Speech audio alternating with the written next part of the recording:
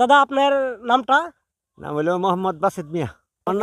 আমার নাতিরে সবাই একটু সাপোর্ট করবেন, ভালো সাপোর্ট। দর্শক ভাই আসসালামু আলাইকুম। তো আমি এখন আছি রায়পুরা থানা নয়াহাটি বৈকুণ্ঠপুর গ্রামে নদীর পার আছি। তো এখানে এক ভাই কাজ করতেছে, তো ওনার কাছ থেকে একটু ইন্টারভিউ নিব, দেখা যাক উনি কি কাজ করে। আসসালামু আলাইকুম দাদা। ওয়ালাইকুম সালাম ওয়া রাহমাতুল্লাহি ওয়া বারাকাতুহু। তো দাদা একটু কাছে আসেন, একটু একটু দাঁড়ান, একটু দাঁড়ান। দাঁড়ালাম। তো দাদা আপনার নামটা? নাম হলো মোহাম্মদ বাসেদ মিয়া। তো আপনার বাসা কোথায়? বাসা হইলো দরিয়াটি। তো এখানে কি করতেছেন?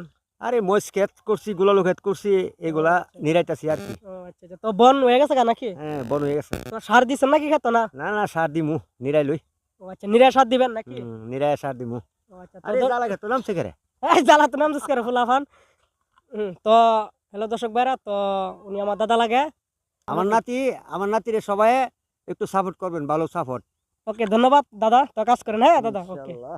তো দেখছেনই তো আমার দাদা লাগে। তো উনি এখানে মহিষ ক্ষেত এই বন হয়েছে, তো উনি ক্ষেত নিয়ে আছে কি বনগুলা বাচ্চা বাচ্চা হালাইতেছে। তো উনি আলু ক্ষেত জ্বালা জ্বালা হালাইছে এখানে।